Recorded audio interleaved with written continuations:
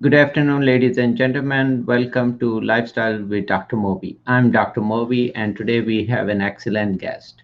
And her name is Chiara, and she's gonna basically talk about a few issues such as postpartum depression. Let's welcome Chiara. How are you doing? Hi, thank you for having me. I'm good. You? Good, good. So tell us about yourself and tell us about your journey. So it's a long story, obviously. So I'm just gonna try to cut it short. I was born in Italy, Mhm, and I stayed there until university.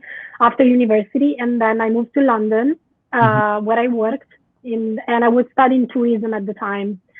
And so I work in a hotel, and that's kind of how I met the love of my life, mhm, my husband, mhm, who's American. And so we had a complicated relationship for, years where crazy things happened. And then we broke up, and eventually we found each other again. And then I moved to the US 7 years ago. okay. And we traveled for a little bit for 6 months, and then we decided to settle down in Portland, Oregon. Okay, okay. That's a long journey, you know. So Yes. no, I know it you summarize well, but I can really relate that it's a long journey, and then tell us about some of the issues you wanted to discuss today. I know you are a great author yourself. You've written a couple of books. Tell us about those ventures. Yeah, I mean, I published a book um, in 2015, and Mm-hmm. that's the story of essentially the love story of my husband and I, because it's one of those love stories that you kind of see in the movies, and you think that these things don't happen in reality, and I don't agree with that. I think it's about following your intuition, your heart, and being persistent. I think we can all have our fairy tales, and that's why I decided to write a book about it, and I did it, and and that was my first experience with writing. But I wasn't at the time. I didn't know I wanted to be a professional writer. I just wanted to get the story out. Mm-hmm. Then I realized that I wanted to write more, and so I started to kind of like learn more about writing and just becoming a better writer. And so and then I started to contribute to some publications, and I kind of became like a freelance writer. um, and that's kind of like my journey with writing. So I just did a little bit of freelancing, collaborated with different companies, and my latest article that was published by Good Housekeeping is about postpartum depression and anxiety. Mm-hmm. Kind of the latest challenge. I overcame many challenges in my life, starting from coming to the U.S. and you can imagine immigration and all, love challenges. But anyway, I had my happy ending, and then eventually, the latest challenge was postpartum. Mm-hmm. The postpartum. Okay, so tell us also about, for audience, and probably they don't, probably most would know, but some would not know. By postpartum depression means, or postpartum blues is, tell us a little bit so people can understand.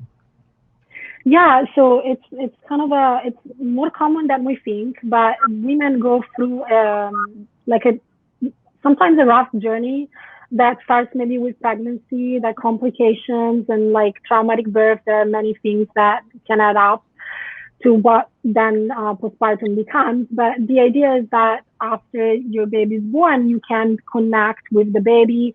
You feel sad, and it's not something that goes away. It's like a deeper sadness that stays with you.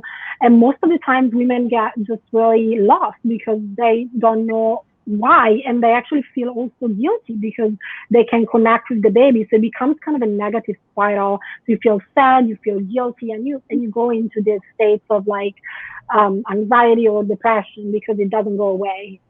Mm. So what you're saying is, after birth of baby, those can affect different activities of your daily living and your activities. People might not realize that. They might consider it being normal, but that's not normal. So if you can also emphasize where somebody is looking for those symptoms, what would be that? for some of them to understand, this is normal, this is not. So. So it depends on, in a sense, like what is exactly that you're experiencing. I had more a postpartum like anxiety. So I had that can be paired with obsessive behavior, compulsive thoughts that are about like the death of the baby. Like I don't know how to keep this baby alive. Um, oh my God, it's just like the anxiety of the responsibility. Mm, That's what it was for me. It can be like a crisis of identity, like the woman doesn't know who she is anymore mm, with the baby because she has to kind of like step into a new life and making sacrifices and this baby becomes the center of the world and all of a sudden it becomes like a crisis of identity like who am I mm, or it can be just losing interest in everyday activities, not wanting to get out of bed, and not feeling happiness or joy in any type of activities that gave you joy before. So it's really different how it manifests. mm. So what you're saying is that everybody could have different symptoms. Some could have a panic type situation, and they worry about the baby might happen something to baby, and that worries them, and their heartbeat goes faster, and they can't sleep, they can't concentrate, they feel tired or worried all the time. And what about eating? Some probably some might stop eating, or some might be overeating, right? Yeah, it can manifest in so many different ways. It really depends. It's a subjective experience. Hmm. And would they be tearful all the time? Careful. Like teary, crying all the time? Oh yeah. I mean, you can cry without knowing necessarily why, Mm. because this sadness is very deep, and so it can come out with tears. Yeah, or just wanting to be alone, and yeah, people react in many different ways. But the idea is that it's very common for women to feel some sense of um, be at a loss when after having a baby. It's more common than we think. Mm. So what you're saying is that if you're not eating much or doing that, don't think that is normal, right? I think that everything has to be treated in a way. There's nothing wrong, normal or not normal. Let's say that if a symptom is is constant, like if you don't eat for several days, if you cry for several days, if the symptom lasts more than a couple of days, more than a week, it might be better to look for help in that sense. Yeah, like you have to wait and see because there are so many emotions involved that you can't define something after Mhm. a couple of days after giving birth. Give it, I don't know, a week to see if the symptom, keeps on being there. Okay, so there could be problem with eating. There could be, of course, moody, and could be, very getting upset. They could have anxiety symptom, panic attacks, feeling short of breath, heart racing, and maybe they feel nauseated, and also the appetite could go bad, and they might not eat anything, and or they start overeating. So those are all can happen. And then also, you've mentioned about sleep. Did you find problem with sleep too, that was too sleepy or unable to sleep? But while having anxiety, it would take me a while to relax, to fall asleep in that sense. But then once I fell asleep, I would stay asleep. Luckily, I had problems falling asleep. Okay. Do you think it also affects in some way connecting with baby, like that you feel that baby is kind of course, you worry a lot about baby, or some um, might not play with baby as much, or might find it sad to connect. Did you find any of those thoughts? Yeah, for me, it was very hard to connect with my baby because, to be honest, I was very much focused on my pain because I had a C-section that wasn't planned. It wasn't an emergency C-section, but the head of my baby got stuck, And so they had to do a C-section, and I wasn't prepared. I've always been scared of surgery, so it was really, really hard for me. I went through the surgery, but after the surgery, my brain couldn't process what had happened, so they had to give me like an anti-anxiety medication. And so, I felt pain. Like for the first, when you have a C-section, after, for a couple of weeks, you can't even like walk straight. So Mm. during the night, I felt this really burning pain where the scar was. So, I mean, I was to be also focused on myself. So it was hard even for me to think about the baby sometimes. My husband was really helpful. But it's a lot because you feel the pain, but you also have to feed the baby. It's overwhelming. Okay. And do you think some people who go through natural birth versus C-section, or any surgery, or procedure, you think that kind of puts trigger, or kind of puts you at a disadvantage in some way?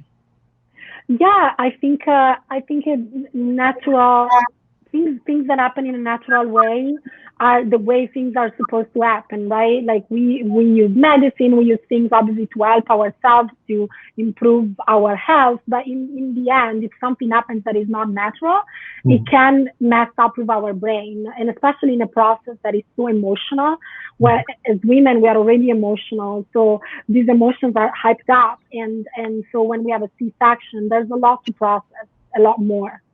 Mm.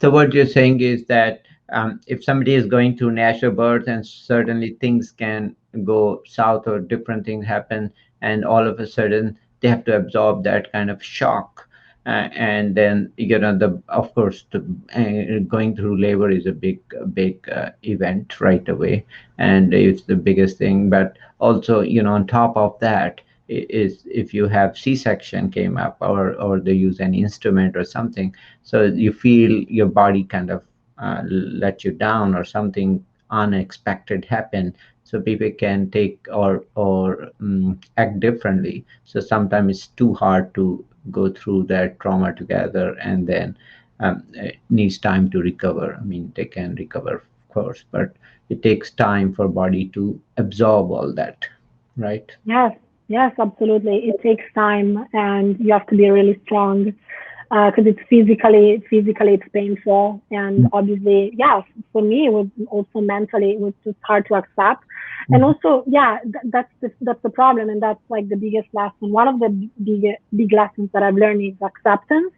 So Mhm. this idea of not resisting and not rejecting the experience that you're having. When you can't control something, the worst thing you can do is rejecting or resisting because you bring more pain to yourself.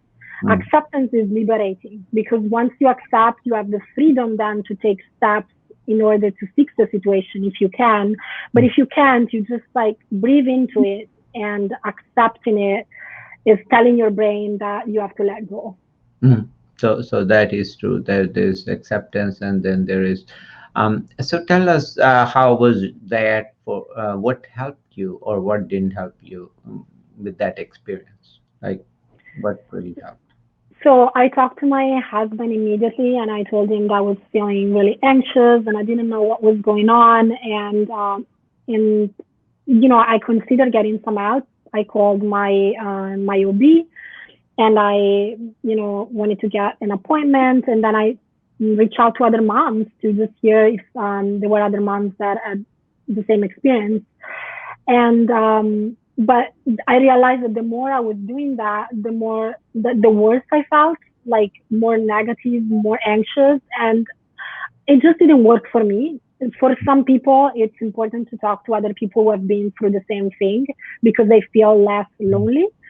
For Mhm. me, it was like almost like a trigger. The more I talk about it, the more I talk about my feelings, my anxiety, the more it came to me. And so I realized that it just didn't work. And I've been reading books about spirituality, and I met spiritual teachers in my life. So I realized that I had kind of the wisdom inside of me and the strength to make it through. Mhm. And so I just decided to I told my husband, my family, my friends to just reminding me about the person I was.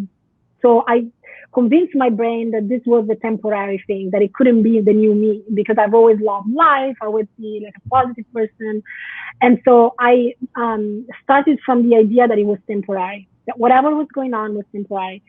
And then I've always been very self-aware, so I think it's very important in these moments to connect with your emotions and your body and what is going on and how the emotions are showing up in your body. And the chakra system is a big pillar in my life, and so I felt like a pressure on my chest, um, and I knew that I couldn't connect with my baby, so I was aware of that. But what I felt when I close my eyes, I meditate a lot, and so when I really focused on this spot on my body, on my heart, I realized I had lost love for myself, and this chakra is all about love, self love. And I realized that I thought I wasn't going to be a good mom, and I wasn't able to take care of my baby. And all these thoughts meant that I was almost like a bad person. And the more I thought I was a bad person, the more I lost love for myself. And when I came to this realization that I had lost love for myself, in a way, I was starting to heal, because I realized that I have always loved myself, and that was completely wrong, what was going on with me. And so I tried to use, meditation and sending light to the spot of the heart, in the heart, and using positive affirmations. I love myself, repeating that. The brain can always be retrained if we are disciplined and we keep on telling certain information to the brain absorbs it. And with time, you go back to convincing yourself that you actually love yourself.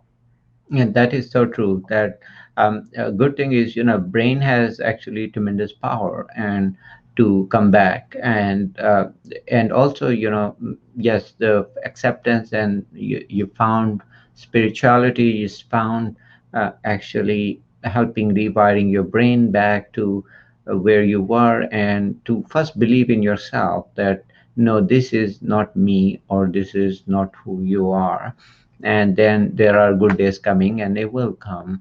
And once you believe that, your direction kind of brain is kind of very complex, that in a way that once we set our sight on the right direction, then the brain thinks like that. So if we are positive, if all of a sudden it's just so many neurons, so many neurotransmitters starts firing, and they kind of get to that. If we become negative or sad, unfortunately, also it kind of pull us down. So there are both energies, negative and positive. Positive is more infectious, of course, but negative is. Yeah, the problem that we all have is that when we have an emotion, we Mhm. are not able to accept the emotion for what it is. So the brain comes in, and the brain wants to find explanation, reasons, meanings, and that's how the negative spiral comes. If we were able to accept the emotion as something temporary that comes and go, like, there's a metaphor that I love, that we are the ocean, and our emotions are waves. Mhm. If we were really able to see them as waves that are not here to stay, they're like temporary, we Mhm. would help our brain to really accept them, and not rejecting them or resisting, but seeing them as temporary. And that takes power away from all the other negative things that the brain Mhm. starts to add to the feeling or the emotion. And that is a beautiful concept, that these are like waves. Yes, it can go highs and lows, and but you kind of acknowledge that, and then work with it, and then let it pass, and or it will pass. And then you stay positive, and then you will start feeling better. And that's true, so true. And also, you have mentioned that you had a great family support, that your husband was very supportive, and then your family was also helpful. You had a spirituality background, as well as, you seek for that. So other thing is, you have to seek and get that help, and go for it and believe in it, of course. So if you don't believe in it, then unfortunately it might not help you either. So you need to have a strong belief on that whatever you believe, and then go with that healing power, and that will come to anyone who seeks that. That's very important concept. And then of course what we can do is make sure we eat even you are not hungry, or you don't want to eat, maybe eat something. The problem is, if you lose your appetite, and you're not eating, you'll get weaker for sure, and you can't feed your baby very well. Not to mention, both can complicate things down. Same stands for if we are not moving, and if we are like have no energy at all, then maybe do something just to move a little bit in the, out of the bed, and maybe go a little bit outside walk or something, to get that positivity in you. Because problem is, if we are depressed, sad, in a room, and confined, and don't want to go out, it actually also creates negative energy, because there's a lot of positive energy outside, with interaction, social interaction outside, which gets us positivity. And that's another problem which we see with mood disorders and also anxiety, depression, that people will sit idle in chair for hours and not talk or move, and that is not good for healing. The brain needs, we all are social animals, so we need some kind of interaction, some positivity coming from somewhere, to help us, to guide us. And that's what I think you have accomplished. So it took time, but I think you did wonderful, and that's great to share. And I mean, I so think go sorry, ahead. going going back to what you said about believing, I think that we all have the strength inside of us to overcome anything. We have to believe it. We have to be strong and disciplined. Like if I am retraining my brain and I'm using positive affirmation, I have to do it every day. I have to wake up and repeating these things. I do it before going to bed. I have to be consistent. That's very important. Yeah, and that's very important. That it might not have produced all the results in 1 day or 2 days, but it will produce if you keep consistency. So whatever we do with positive consistency, maintain that, good eating, sleeping, and getting rest, and activity. So if we do that and seek spiritual help, and family support, of course there's no way we can beat it. Things can go wrong, nobody can, but one thing for sure we can promise is that if we look at ourselves, believe in ourselves, and then we know we will do it, and it will come, and the miracles happen. There's actually miracle, that we have illness or something, and we get rid of that. And those will happen if we believe in it. So, and I think that's very important, we keep believing positivity. So with that, any final thoughts you would like to share with my audience? Yeah, so I just wanted to mention that this challenge that I overcame with postpartum, and the way I use the chakra system to help myself heal is really gave me the idea of starting like a new business where I help people doing what I did. How I overcame the postpartum is what I use as tools to help people. So I analyze and connect with the chakra system that people have, and I see the energetic blockages. And once I have clear where the blockages are, I can give people tools like positive affirmations and visualizations, or following my intuition, how the person can overcome these blockages. And then I use other spiritual tools, and I write what I call a report and action plan. So it's a written document that I give the person that has self-healing tools. Okay, great. So, also tell us about your website, or where people can learn more about your, work. Yeah, so the website is like my name, Chiara B, like Bravo. So add like a B of Bravo between Chiara and Townley, chiarabtownley.com. And you can find the information about my program that is called Guidance. And that's what I was describing before. Okay, great. It was wonderful experience, and thank you for sharing that. It means a lot to come and educate and help people, and continue your journey. And thank you for watching our show. Give us feedback, Twitter, email, whatever you like. and reach out to her work and read her work. That was wonderful. Thank you for coming to our show. Thank So, you so much for having me. okay. And